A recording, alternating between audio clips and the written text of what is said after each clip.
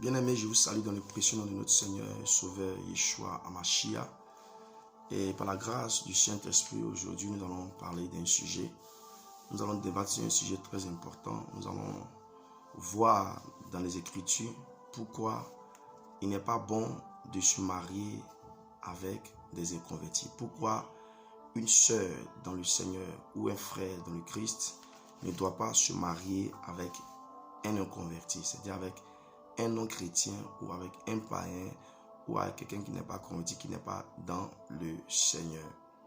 Voilà, parce qu'aujourd'hui, on entend beaucoup de choses, on voit beaucoup de choses, et après c'est des pleurs, et après c'est des grincements de dents, c'est l'enfer avant l'enfer.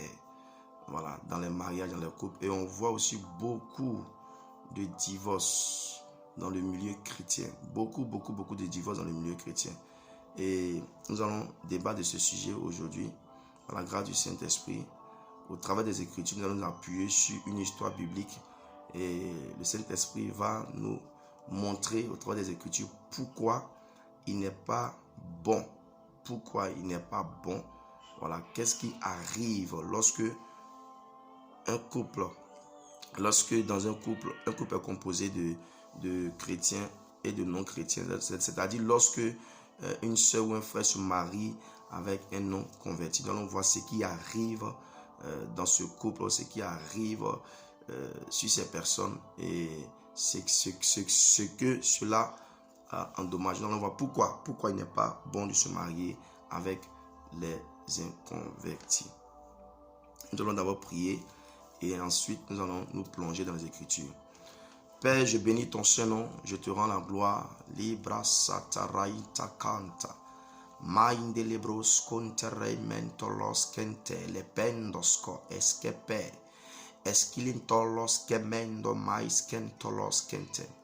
I find taraindos conte lependus conturos que tepe epelendosco epalandos conte eskepe efeles conte iscalatosco eskemasco iscato otoske ikalapadus ipeledos sotolesquinto otolesquimpaladus mento osque imasaato olose elepeso manto secletolos kente hasta kafalai talpalaindos conte epaindolos kente ikaizi kaindolos kentolos kente zikalapalazu elepaladus mandarabataya andule ndozozo izila kapalantolozozo. Père, merci, zikalamando indulendo zozo izikapalados elepainzuka mande zikalapanto oto iskalapa elesikla tolo sokoloto elesikala soso isalaka paize limandula zilapalato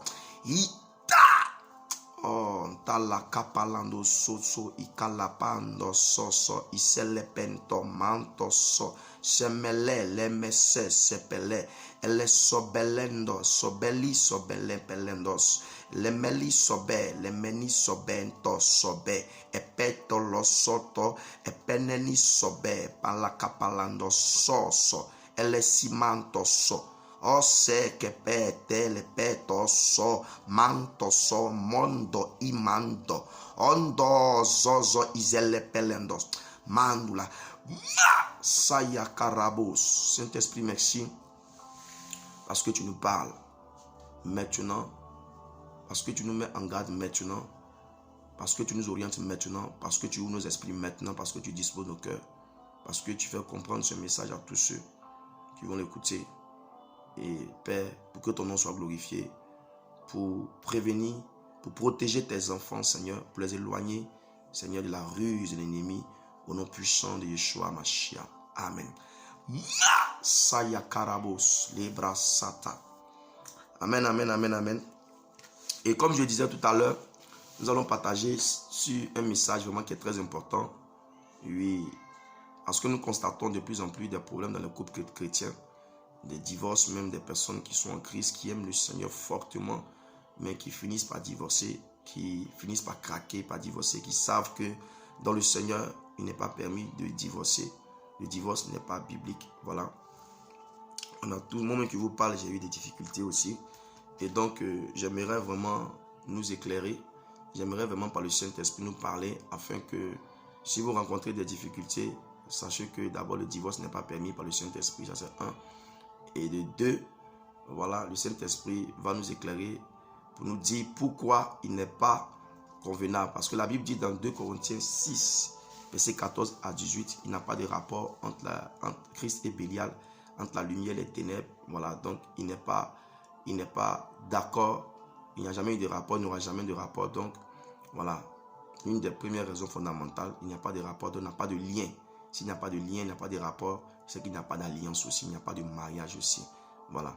Mais au travers des Écritures, nous allons encore aller un peu plus loin pour voir qu'est-ce qu'il en est, qu'est-ce qui se passe lorsqu'il y a mariage, voilà, entre un païen et un chrétien, ou entre un disciple de Jésus-Christ et un non converti. Qu'est-ce qui se passe réellement? Ainsi, nous saurons pourquoi il n'est pas bon, pourquoi le Saint-Esprit ne veut pas qu'on puisse se marier avec les non convertis.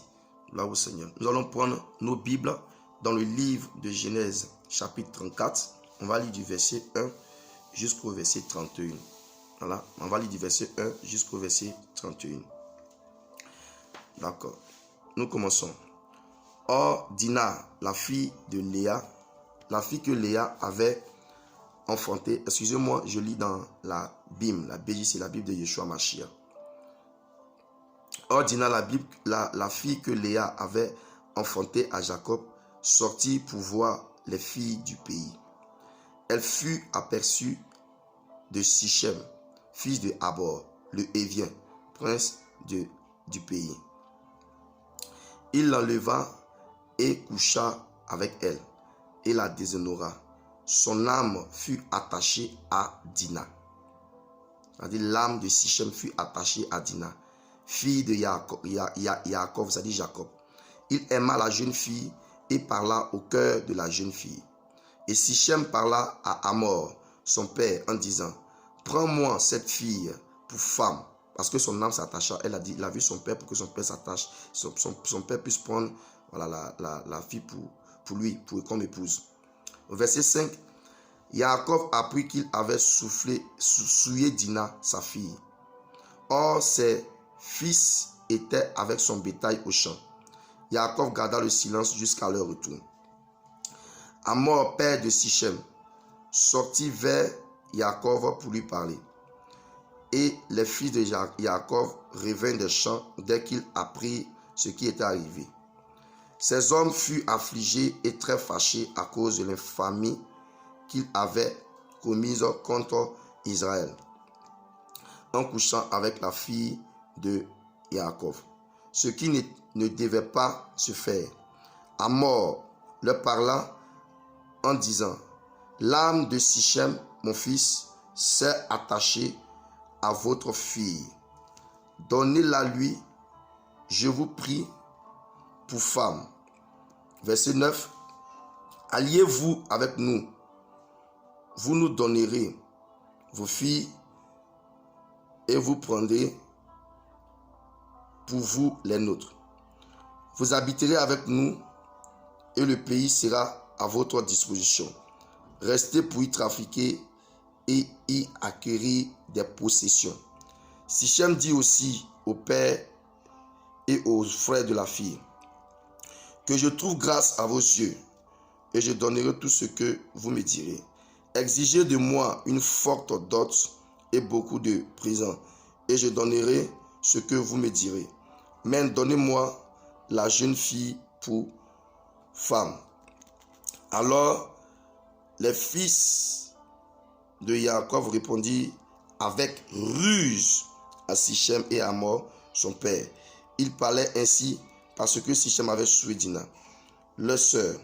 Il leur dit, c'est une chose que nous ne pouvons pas faire, que de donner notre sœur à un homme incirconcis, car ce serait un opprobre pour nous. Mais nous consentirons à ce que vous demandez que si vous deveniez semblables à nous, en circoncisant tous les mâles qui sont parmi vous, alors nous vous donnerons nos filles, et nous prendrons vos filles pour nous, et nous habiterons avec vous. Et nous ne serons qu'un seul peuple. Mais si vous ne voulez pas nous écouter et vous circoncire, nous prendrons notre fille et nous nous en irons. Verset 18. Leur discours plut à Hamor et à Sichem, fils de Hamor. Le jeune homme ne tarda pas à faire ce qu'on lui avait proposé, car la fille de Jacob lui plaisait beaucoup.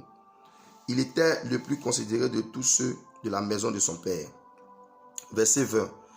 Hamor et Sichem, son fils, se rendirent à la porte de leur ville et parlaient aux gens de leur ville en leur disant: ces hommes sont paisibles à notre égard, qu'ils habitent dans le pays et qu'ils y trafiquent, car voici le pays est assez vaste pour eux. Nous prendrons pour femmes leurs filles et nous leur donnerons nos filles. Mais ces hommes ne consentiront à habiter avec nous pour former un seul peuple, que si tout mâle qui est parmi nous est circoncis comme ils sont eux-mêmes circoncis. Leur bétail, leurs biens et toutes leurs bêtes ne seront-ils pas à nous? Accordons-leur seulement cela et qui demeurent avec nous. Tous ceux qui sortaient de la porte de leur ville obéirent à Hamor et à Sichem son fils. Et tout mâle dans tous ceux qui sortaient par la porte de leur ville fut circoncis. Mais il arriva au 3e jour, quand ils étaient dans la douleur, que 2 des fils de Jacob, Shimon et Lévi, frères de Dina, prirent leur épée, entrèrent hardiment dans la ville et tuèrent tous les mâles. Ils passèrent aussi au tranchant de l'épée à Hamor et Sichem, son fils.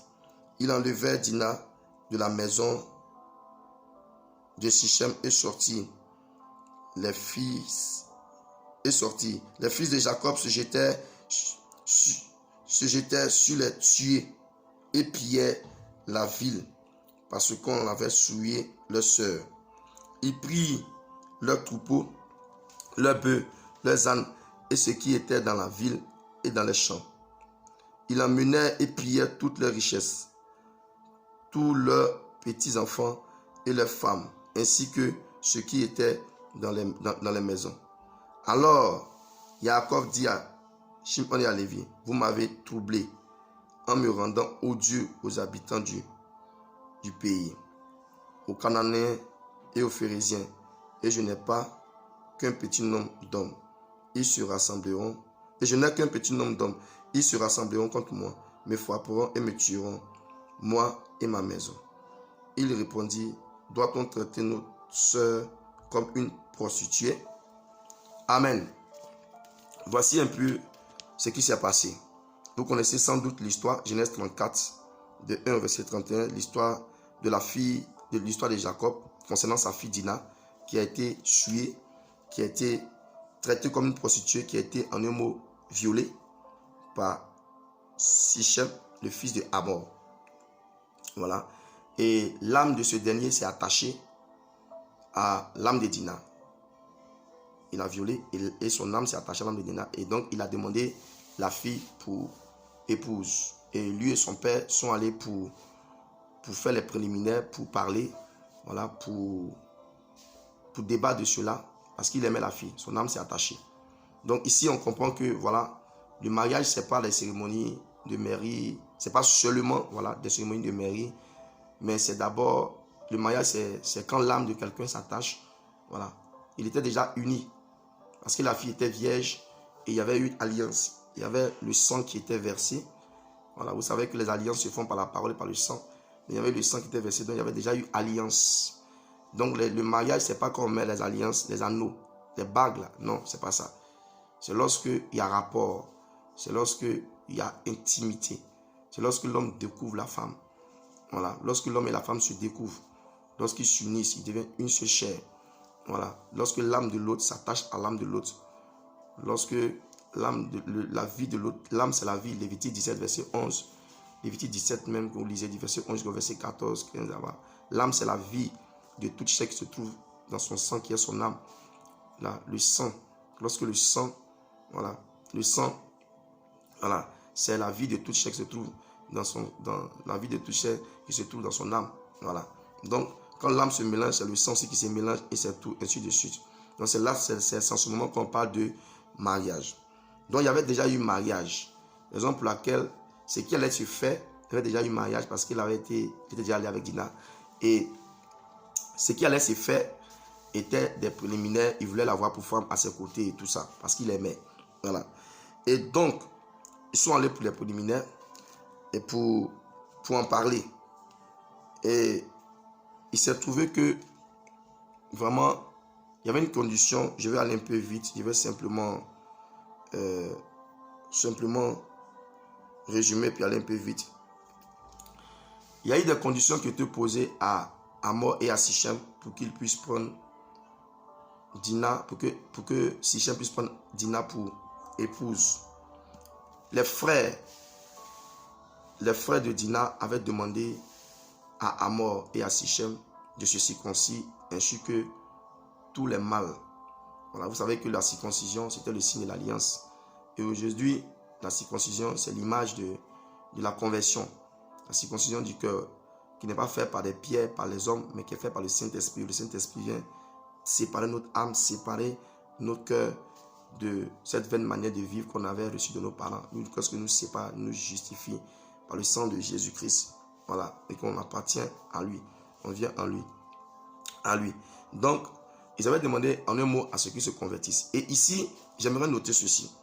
Vous voyez, c'est un peu, cette image-là est un peu l'erreur que beaucoup d'entre nous faisons. L'erreur que beaucoup de sœurs et beaucoup de frères qui ont vécu presque leur jeunesse, qui ont vécu un certain temps avec des inconvertis.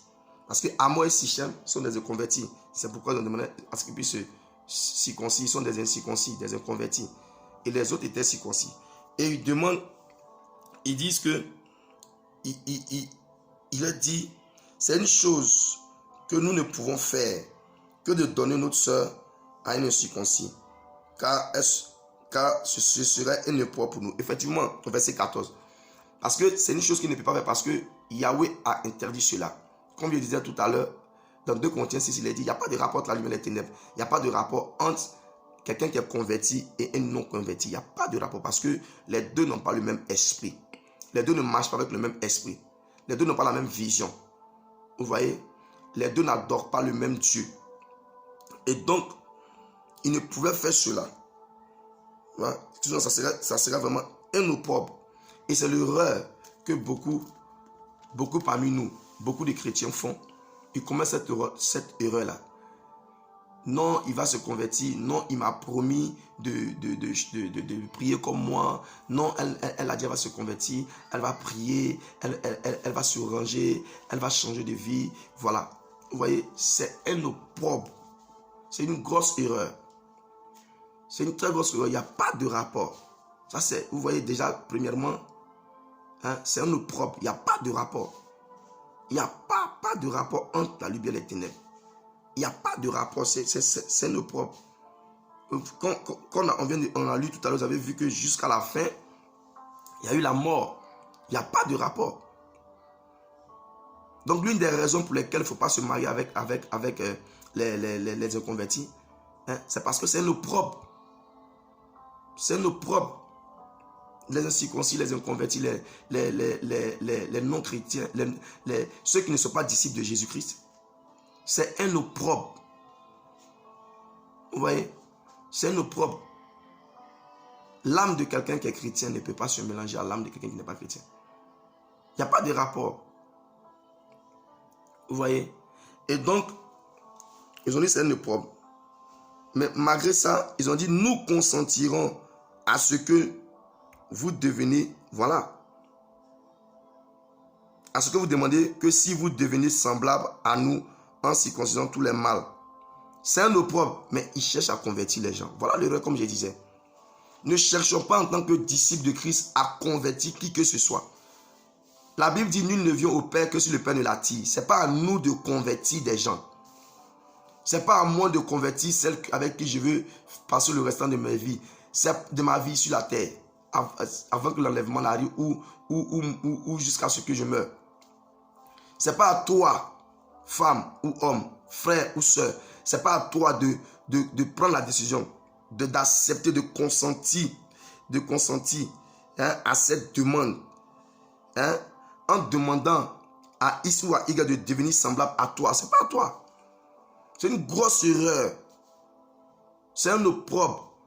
Mais malgré qu'on sait que le Seigneur interdit, selon la parole, selon sa loi, selon les Écritures, quand même, on demande aux gens, aux inconvertis de devenir comme nous. On ne peut pas les convertir. Voici ce qu'on fait. Voici ce que les fils de Jacob ont fait. Ils ont essayé de convertir les gens. Et c'est ce que aujourd'hui, nous aussi, nous faisons, nous en tant que chrétiens. Les disciples de Jésus-Christ, qui ne sont pas encore mariés, ou qui cheminent, il y en a qui cheminent avec des inconvertis. Non, ça va aller, pendant les fiançailles là, il m'a dit, il va apprendre, voilà, à prier, il va apprendre à se dépouiller, il va apprendre à aimer le Seigneur, et puis voilà, on va se marier. Non, non, non, ça ne peut pas se faire. Ce n'est pas à toi de chercher. La parole dit, dans Luc 6, verset 46, « Pourquoi m'appelez-vous Seigneur, Seigneur, et ne faites-vous pas ce que je dis?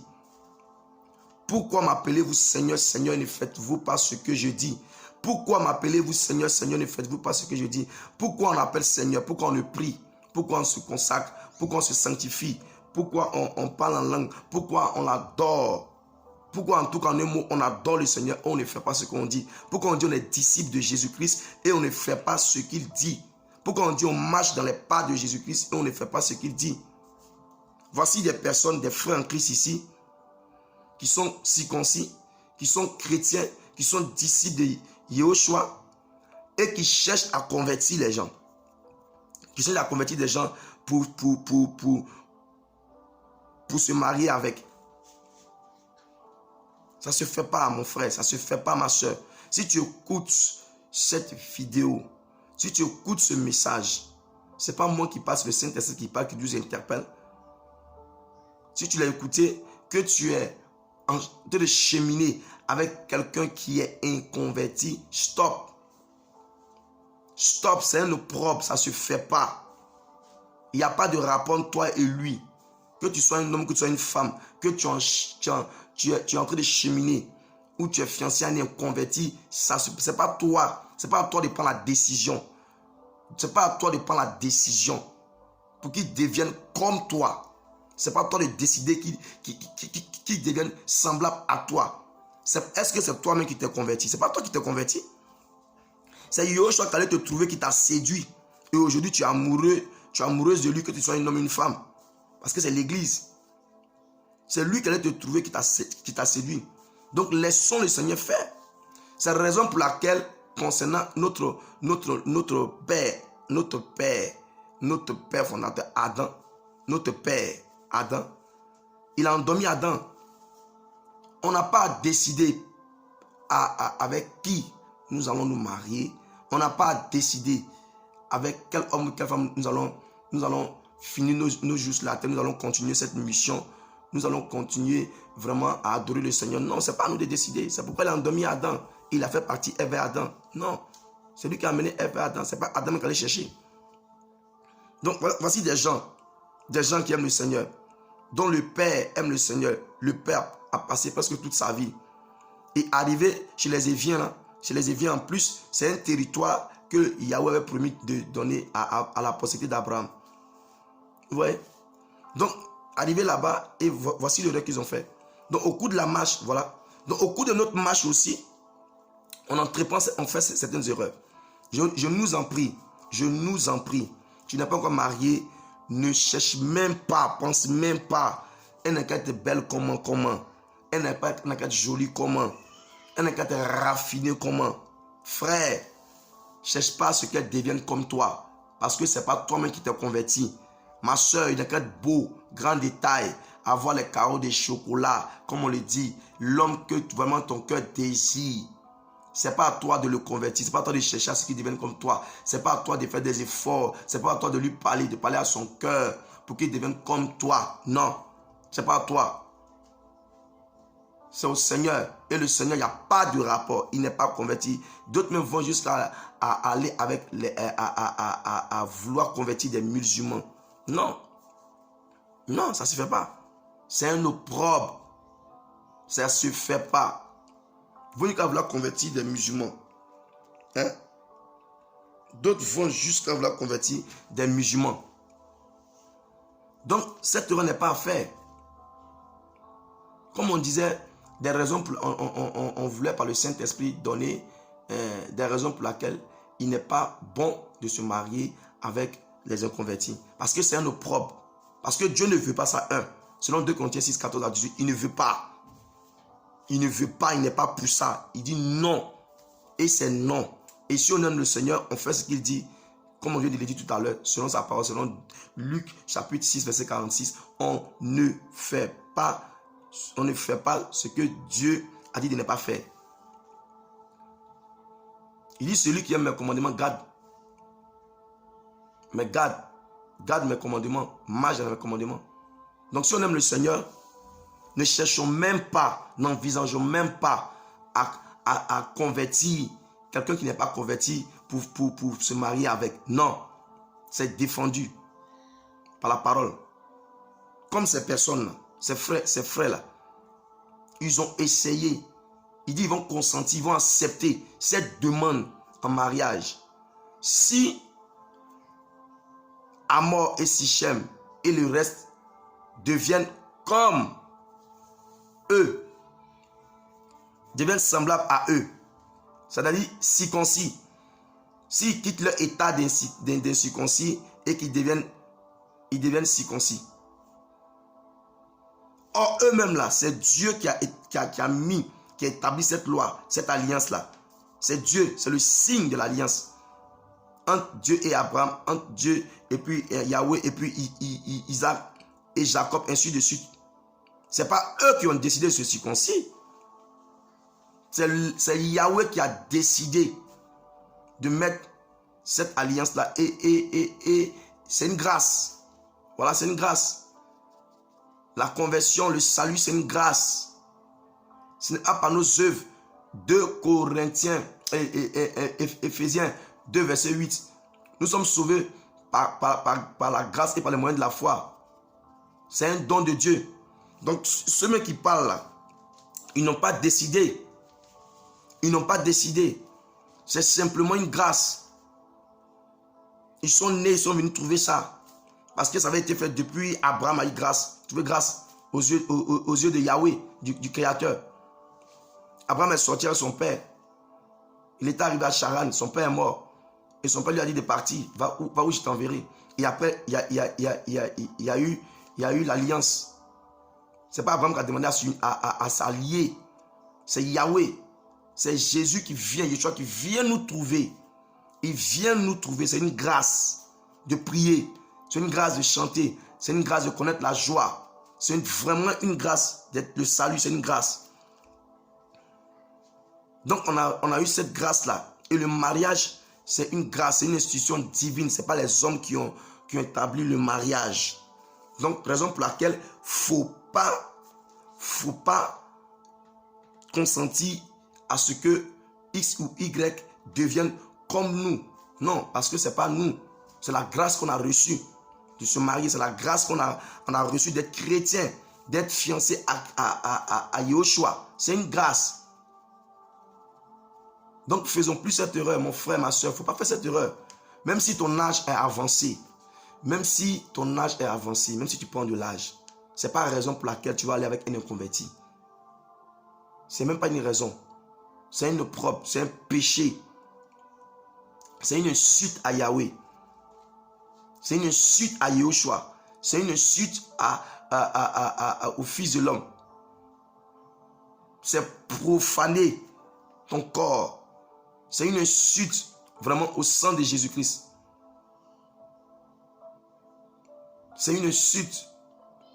Vous voyez un peu à la fin ce qui s'est passé. Pour dire que c'est une chute, Dieu n'est pas d'accord. Regardez comment c'est passé. Dieu ne se mélange pas. Il ne se mélange pas. Donc, il ne faut pas essayer de convertir les gens. Et voilà ce qui se passe. Ils ont dit qu'ils consentiront s'ils devenaient semblables à eux. Alors, ils vont donner, verset 16, eux qui sont convertis, ils vont donner leur fille et ils vont prendre eux leur fille. Et nous habiterons avec vous. Ils ont dit ça et cela a plu à Hamor et à son père. Et ensuite, Hamor et son fils Sichem se rendirent dans la ville et ils ont dit aux hommes de là-bas aussi ce qui avait été demandé. Et ils ont dit aux hommes de là-bas, regardez aussi, ils ont dit car voici le pays est assez vaste pour eux.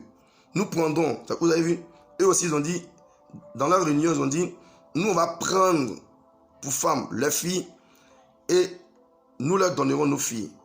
Vous voyez bien aimé, quand tu veux te marier là, le mariage n'engage pas que toi. C'est Dina qui, à moi et puis Sichem voulait négocier pour que Sichem ait Dina pour femme. Mais on parle de filles. On parle d'échange. Vous voyez? Ça dit que quand il y a un mariage entre un converti et un converti, c'est un échange qui se passe. Les enfants de Jacob ont parlé de prendre et donner. Au niveau de Sichem et Hamor et leur peuple, ils ont parlé aussi de prendre et de donner. Prendre et donner, c'est un échange. C'est un échange qui se passe lorsqu'il y a un mariage entre un converti et un converti. Ce n'est pas un partage, ce n'est pas une union, ce n'est pas une communion. Le Saint-Esprit faisait comprendre, selon 1 Jean 1, verset 7, qui dit que si nous marchons dans la lumière, comme il est lui-même dans la lumière, nous sommes en communion les uns envers les autres, et le sang de Yahushua nous purifie de toute iniquité. Nous sommes en communion les uns envers les autres. Donc si tu es chrétien et que ton conjoint ou ton fiancé ou bien la prétendante est chrétienne, vous êtes d'abord en communion. Tu es en communion avec elle, elle est en communion avec toi et le sang vous purifie.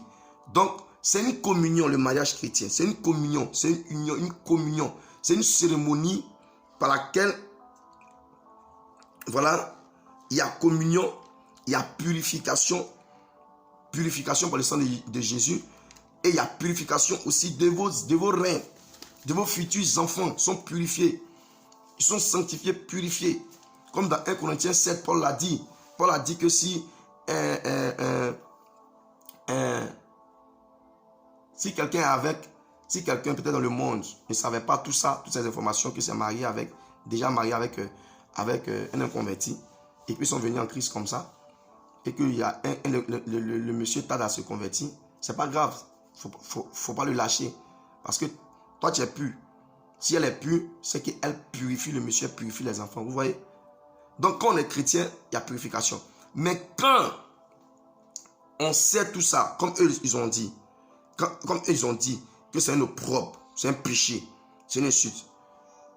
Tu vois? Et ils vont donner. Donc, quand il y a mariage, un converti, de manière consciente, je sais, mais quand même je vais m'engager, c'est un échange. Toi, tu donnes, tu prends. Eux aussi, ils donnent, ils prennent. Et si vous regardez dans le Strong, Hamor signifie Hamor, je dis bien Hamor, signifie prince, le prince des Éviens. Et le fils du prince, c'est ça ne vous dit rien. Ça ne vous dit rien, le prince, un prince. Le prince de ce monde. Les Éviens, c'est des païens. Le prince de ce monde. Les Éviens, c'est le monde. C'est des païens, c'était des pécheurs. Tous ceux qui étaient à Canaan, là, c'était des pécheurs, c'était le monde. Ouais. Et c'est comme ça, le Seigneur, il a promis de donner à Abraham, comme il a dit, il nous envoie comme des brebis au milieu des loups. C'est comme ça, il a envoyé aussi Israël au milieu des loups, des païens. Voilà. Donc, voilà, c'était des gens du monde. Et il s'est trouvé que c'est avec les gens du monde. Donc le prince de ce monde est son fils. Le fils c'est qui? C'est le fils de la perdition. C'est l'homme impie. Vous voyez? Et c'est l'esprit de l'homme impie.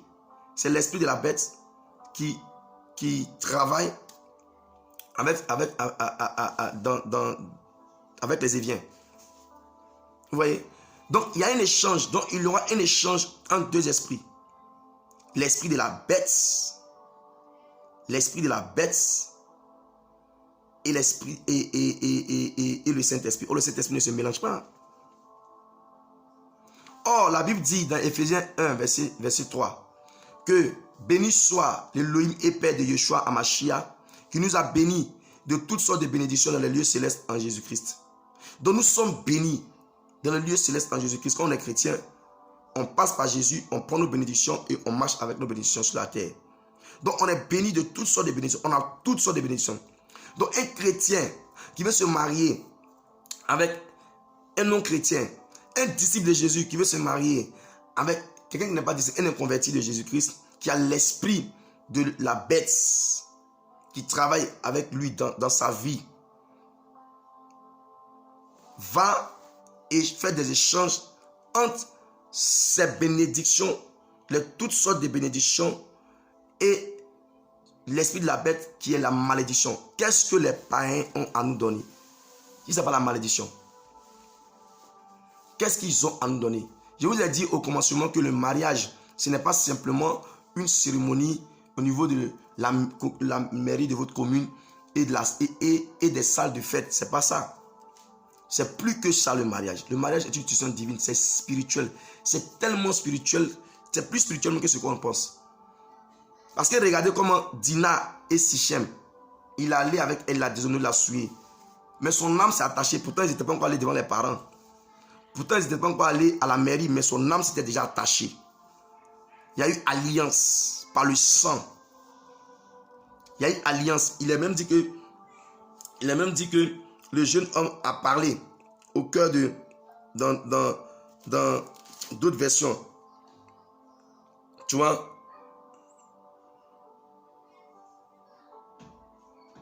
Il a sué. Et puis il a dit ici, il a sué, il aima la jeune fille et parla au cœur. Donc il y a eu alliance par la parole. Vous voyez? Il était déjà uni à elle. C'est magnifique la parole. Il était déjà uni à elle. Il s'est déjà marié. Alliance par la parole. Il dit là, au verset,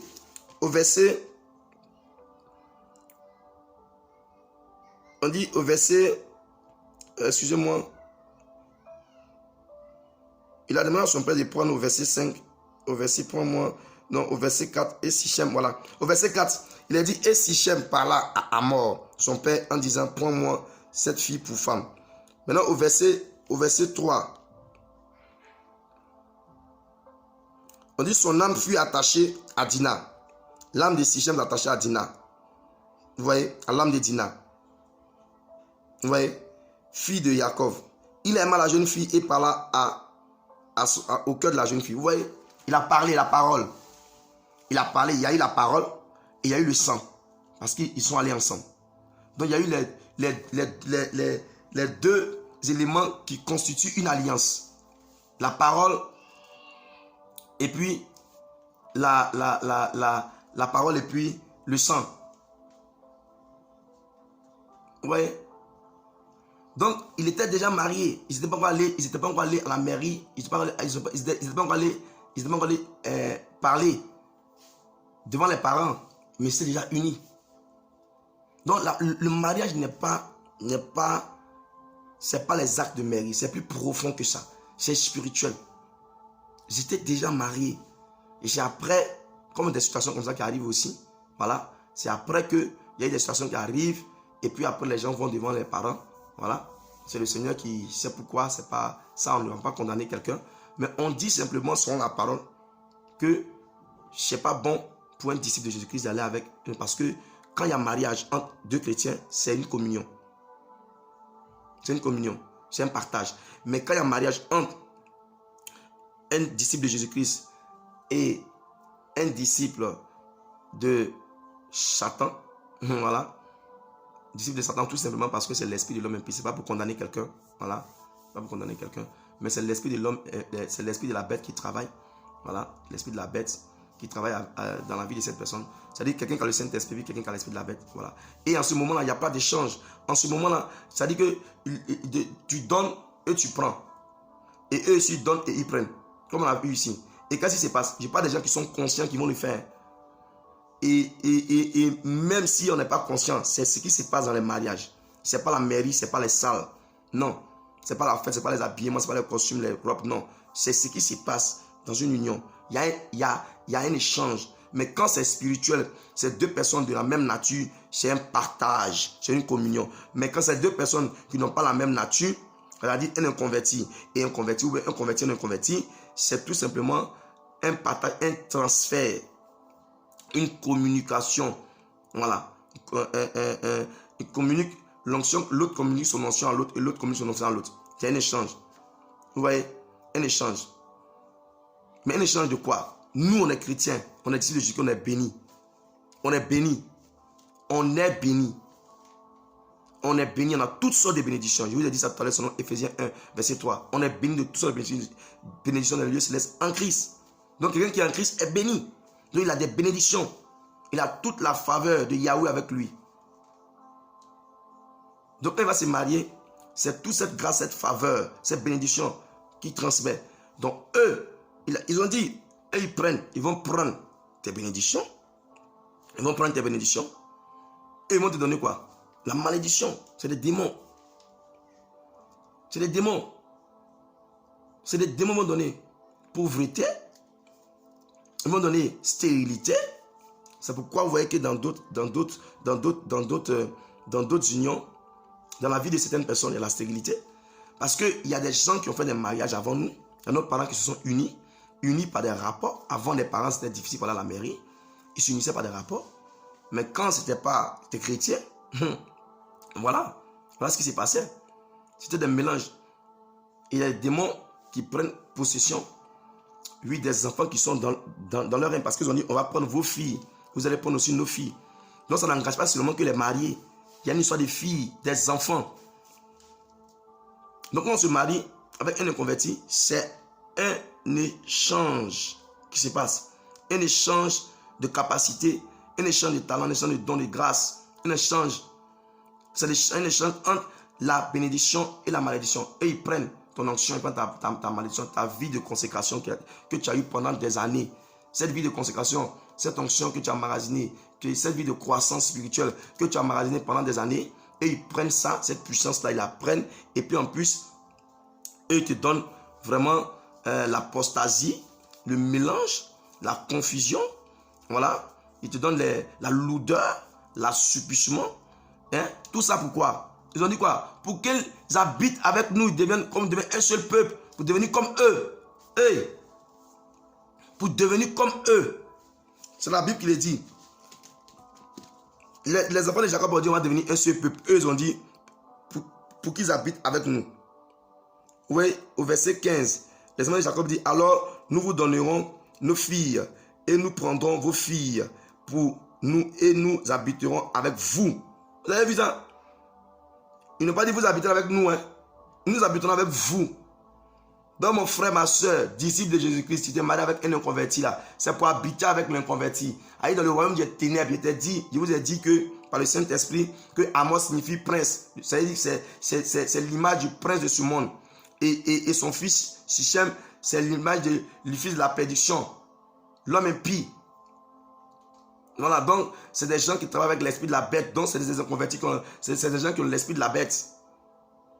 Et quand on se marie avec eux, ils prennent nos bénédictions, ils prennent toutes nos promesses, les promesses qui sont énumérées dans la Bible pour nous, ils les prennent, notre longévité, tout ça, ils prennent tout ça, et puis ils nous donnent des maladies, et il y a des unions avec nos enfants qui sont dans nos reins. Tu mets un enfant au monde, mais ce n'est pas possible. L'enfant vraiment est têtu comme c'est pas jamais. Vous voyez un peu.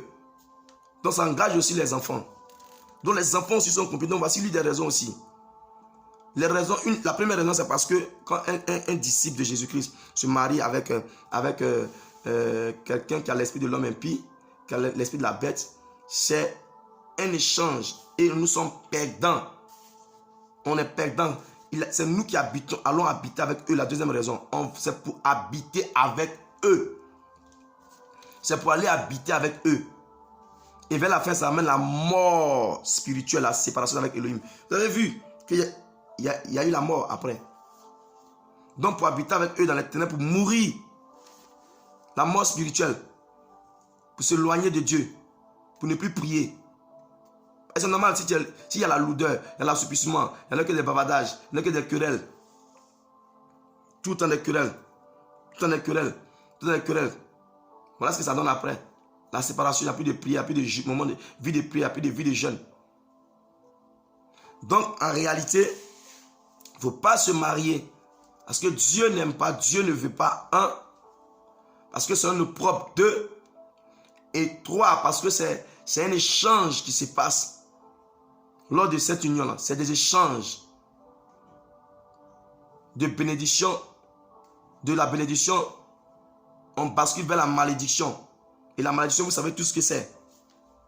Et on engage aussi nos enfants, les bénédictions de nos enfants, à la malédiction aussi. On engage aussi nos enfants à aller dans la malédiction. C'est-à-dire les mariés basculent de la bénédiction. Si c'est la femme qui est chrétienne, ou c'est l'homme qui est chrétien, si c'est la femme qui est disciple de Jésus-Christ, ou si c'est l'homme qui est disciple de Jésus-Christ, bascule de la bénédiction. Ça fait mal parce que toutes ces années de prière, ces années de pleurs, ces années de consécration, ces années de jeûne, à monter, à gravir les échelons, à croître, à grandir spirituellement, ces années de frustration, ces années à être dans le feu, ces années à expérimenter la mort en soi, le brisement, toutes ces années-là s'écroulent. Lors de cette union, ça s'écroule. Ça s'écroule. Ça devient malédiction, ça devient lourdeur, assoupissement, colère. Voilà. Le Seigneur t'a donné la grâce d'enfanter, tu te maries, tu n'enfantes plus. Parce que la semence que tu reçois, elle est maudite. La semence que tu reçois ne peut pas faire d'enfant.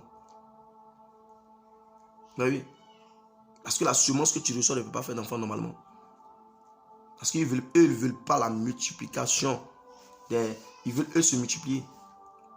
La semence que tu repasses le plus souvent parce que l'esprit de l'homme impie, parce que c'est des gens aussi qui ne sont pas chrétiens, qui ont eu des alliances avec des démons, qui le plus souvent les rendent stériles, mettent la stérilité dans la famille.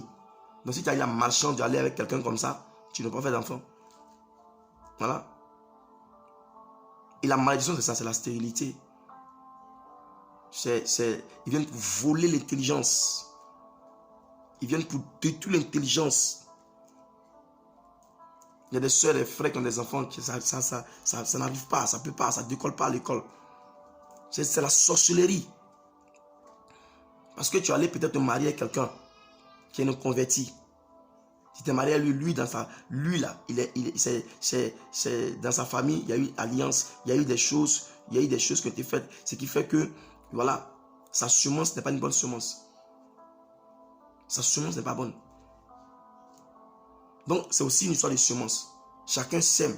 Toi, tu sèmes quoi? Tu sèmes la bénédiction, lui sème la malédiction.